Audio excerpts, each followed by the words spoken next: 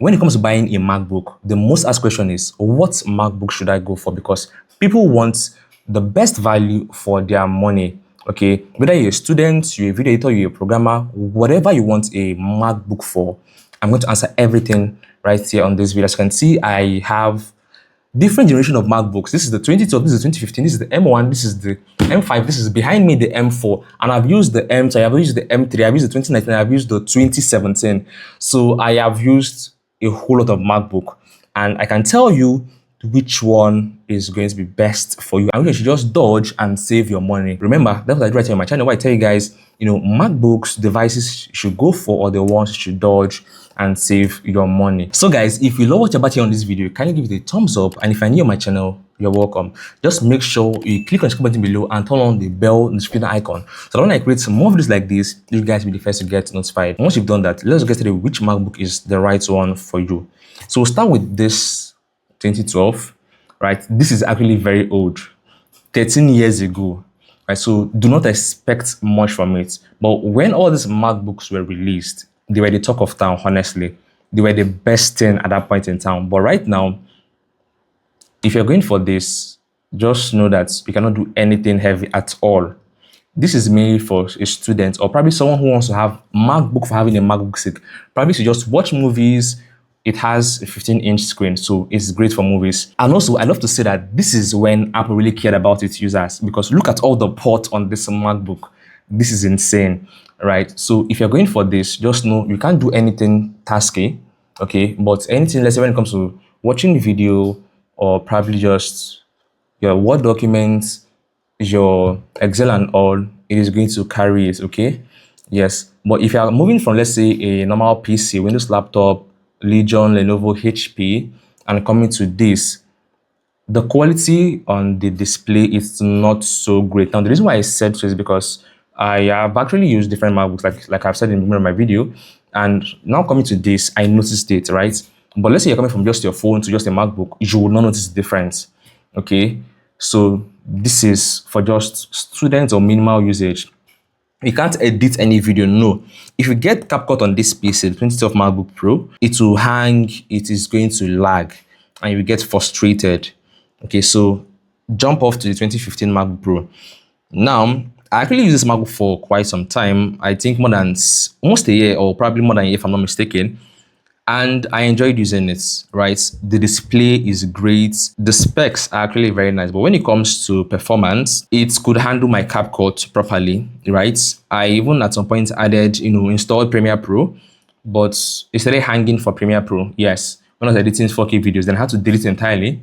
Then I started editing on CapCut with 4K videos, but it keeps on hanging. 4K videos on the 2015 MacBook Pro hangs a lot. But if you're editing 1080p videos, on CapCut, not Premiere Pro, not any other heavy tool, right? This is going to handle it for you. When it comes to display, the speakers, the body build, it is just very, very light. I love how simple this is. I always love probably 13-inch MacBook, right? This is a 15-inch, I don't like that. I'd rather get a 13-inch with a monitor than to get a very big MacBook, right? And for this is 2 kg. This 2012 MacBook is very, very heavy. So just know if you're going for this, you don't need to subscribe for any gym again, because this is going to do the work for you. Yes, like multi-purpose MacBook. Then for this, very simple, very classy, and still gets the job done as long as you do not edit videos on other softwares. All right. And I still actually love the whole light behind both MacBooks. After this, Apple started moving to this whole Apple logo of a thing, right? Now, for the M1 MacBook Pro, so this is actually a very solid MacBook. Like, even as of today, it still receives the latest update, right? The macOS 26, okay? However, when I was in the MacBook, I kept on editing on Premiere Pro, but along the line, for probably after, let's say 4 or 5 months, it started hanging crazy on Premiere Pro, right? And I had to just also delete it. Now, for the 2015 MacBook Pro, once I got my Premiere Pro, from the very first day, it was just hanging. But this held on for just a few months, and it just started hanging later on. But what I noticed was the storage was always getting filled, right? And this one thing, like I told you guys in all my previous videos, if you're going for a phone, any laptop, any MacBook at all, make sure you get the one of enough SSD, enough storage. Because regardless of you buying, even if it's the recent, which is the M5 MacBook Pro, once it gets filled up, it is going to lag, it's going to hang, it's going to overheat. Yes. Okay. So whatever MacBook you're going for, make sure you try and get a very good storage. Okay, so you can also enjoy it. So that what happened to that this M1 MacBook Pro, I was using it actively. All right, but every other thing, the speaker, the weight, it's all good, even the display. However, when I got this, because this is when Apple changed their whole button and all, just two Type-C ports here and just one headphone jack, right? Which now made me I had to get an extension, right, so that I can always put in my drive after shooting or when I want to edit video and even do all sorts of things, right?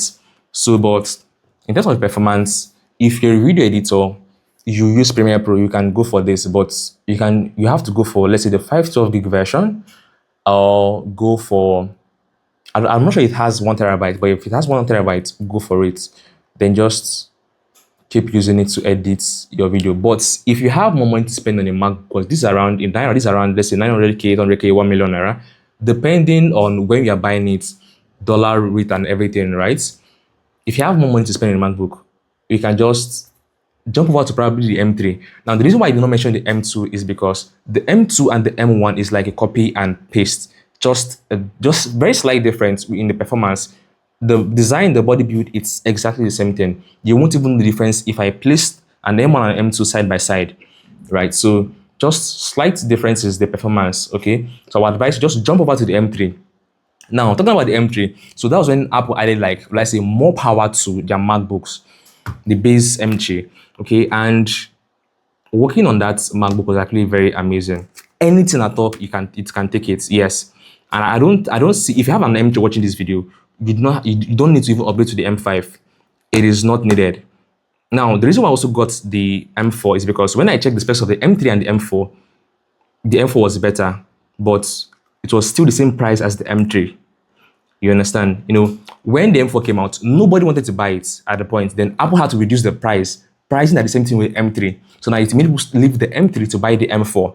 So if you check the prices of the M3 or the M4, go for the M4, because it's just probably $50 or $100 difference, and it gives you more value for your money. And either the M3 series, the M3, the M3 Pro, the M3 Max, whatever you're doing, Final Cut, Premiere Pro, After Effects, it is going to handle it solidly. Yes, okay. Then over to the M4, the same thing. The specs is crazy. The speed, the export speed when I'm editing my videos, the quality of the display is just so crazy. But guys, if you are not like me and you do not mind getting a big MacBook, whatever year you want to go for, if it's 2020, if it's the M1, M2, M3, M4, the 15-inch is always a better option in terms of the power. Yes, it has more fans to cool it down if you are doing, let's say you're editing or working on any heavy performance, right? It has more processing speed. It is going to lag less. If you are using a MacBook that's going to lag at all, right? It is going to handle your performance, your task way better. All right, so always go for the 15-inch version if you are not like me, like I said, right? I do not like big MacBooks. I don't like anything big, right? I just go for my 13 or 14-inch, which is from the M3 to the M5. It is 14-inch right now.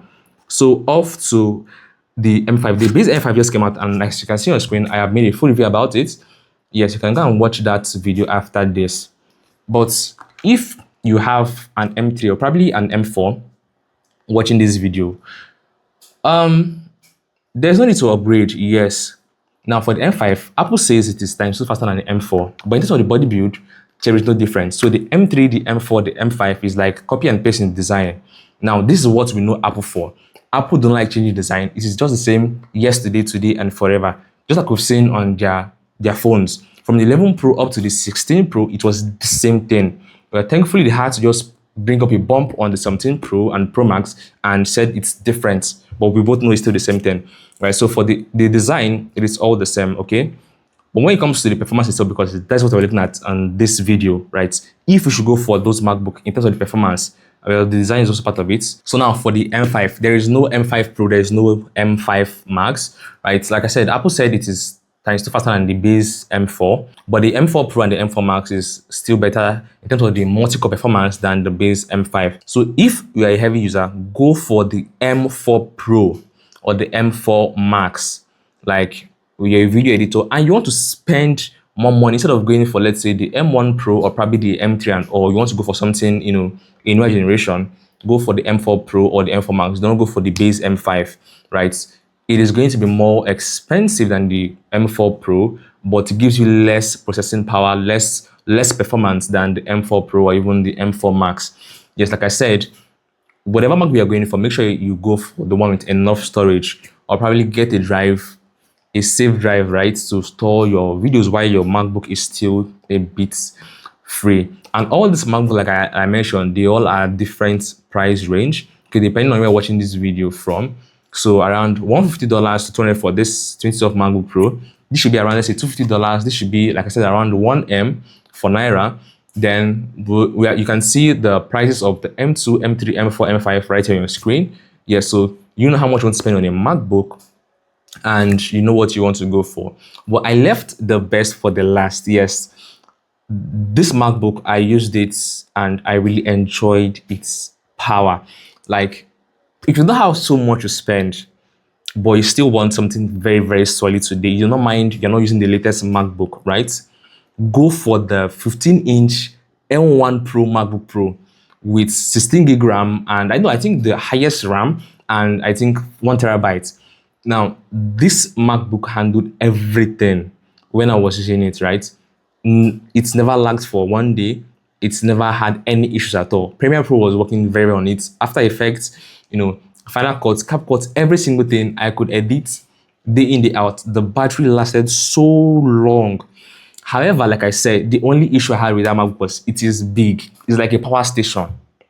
All right. So instead of getting, let's say, a big MacBook to just place on your desk go for a Mac Mini. Yes, now Mac Mini and MacBooks, they are very much similar. However, Mac Mini is more affordable. So let's say the Mac Mini of this M1, this is around 1 million. The Mac Mini can be around 700 or 600,000, but you just need to get a monitor, right? But it still does the exact same thing this M1 is going to do. The same thing with the M2, the M3, the M4 and all, right? So depending on if you want to move around your MacBook or you just want to place it as just your working tool, yes? So you know the one you want to go for. But guys, let me know in the comment section what MacBook you're going for in this video. Yes, just let me know. Is it the M1, M2, M3, 2015, 2012, whatever? Let me know. And if I do not mention the MacBook you have in mind, just ask me in the comment section and I will answer you. I'll tell you if it's what you're going for or not. So guys, I'll see you in the comment section also in my next video where I still review all these MacBooks individually and tell you, I break it in detail to show you what you are going for in particular. Okay, so I'll see you over there.